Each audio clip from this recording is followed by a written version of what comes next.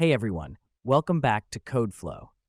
In today's video, we're going to set up a camera that follows our player ball as it moves forward, and we'll also add lateral movement controlled by player input.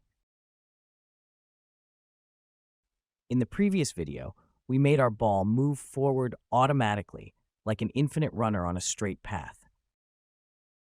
While forward movement doesn't need any player input, we do need lateral control to help avoid obstacles. As you've probably noticed, when you play the game, the ball eventually runs off screen. That's because the camera isn't following it. The camera is stationary while the ball keeps moving forward, so let's fix that first by making the camera follow the player. To do this, we'll use Cinemachine. Cinemachine is a powerful tool for handling camera movement in Unity, and it's incredibly useful for setting up smooth and dynamic camera behavior. To add Cinemachine to our project, go to Window, Package Manager, then under Unity Registry, search for Cinemachine and install it.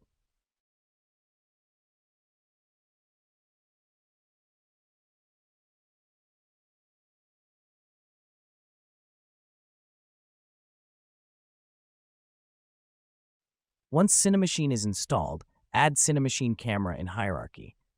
Just right-click and go to Cinemachine, choose Cinemachine Camera. You can see Cinemachine is added to our scene and its properties on Inspector.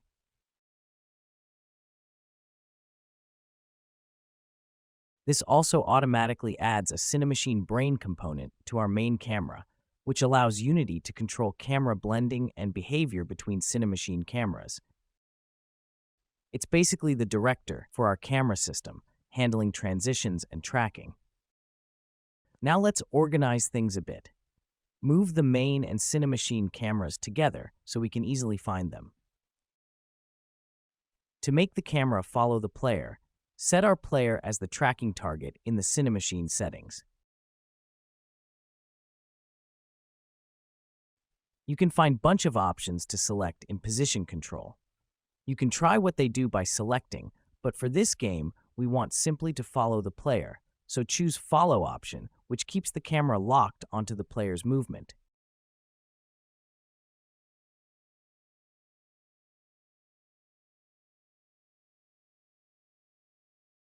Adjust the offset settings if needed to make sure the camera is positioned and angled correctly to view the player from behind. The offset essentially controls the distance and angle from which the camera follows the target.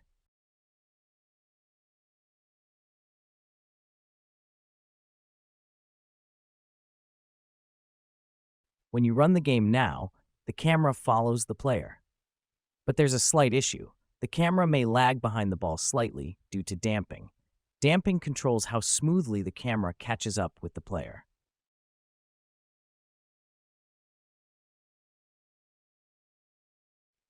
A higher damping value slows the camera's movement, so lower it until the camera follows the ball with the right balance of smoothness and responsiveness.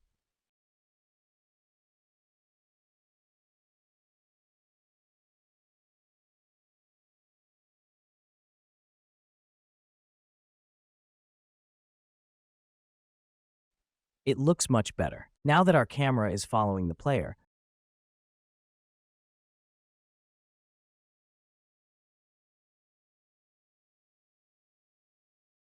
let's add lateral movement to avoid obstacles. We'll add a simple control for moving left and right using the input device. First, let's clean up our code. Remove any unnecessary log statements and separate the forward movement logic into its own method called forward movement.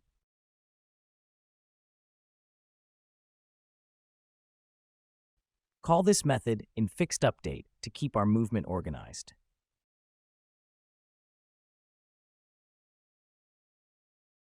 Next, we'll create a new method called Lateral Movement and call it in the update method to handle real-time input. In lateral movement, start by capturing the horizontal input from the player, and also log out the value to check what's going on.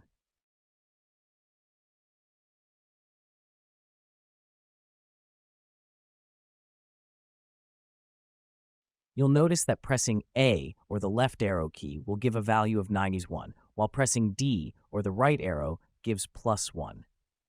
This direction will help us determine which way to move the player.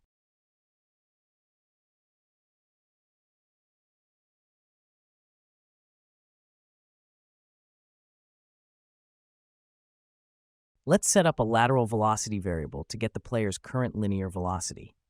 Then we'll change its x value to our input direction, multiplied by a lateral force, say 15 units.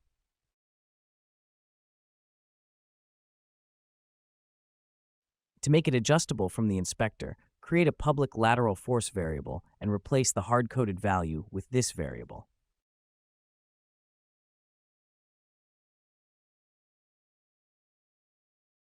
Finally, apply this lateral velocity back to the player's rigid body.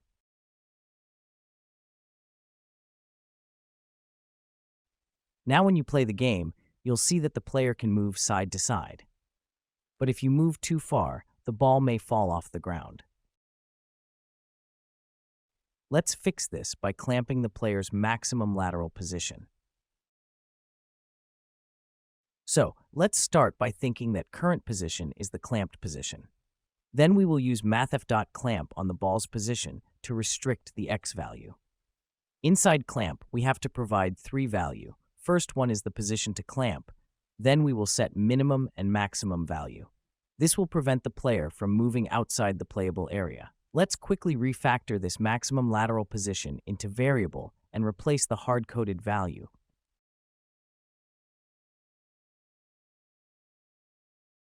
Finally, we will set the position of the ball to clamp position. Run the game again to test. You'll see the player can now move side to side within the clamped area, and the camera smoothly follows the player. You can adjust the lateral force and max lateral pause values in the inspector to fine-tune the movement to your liking.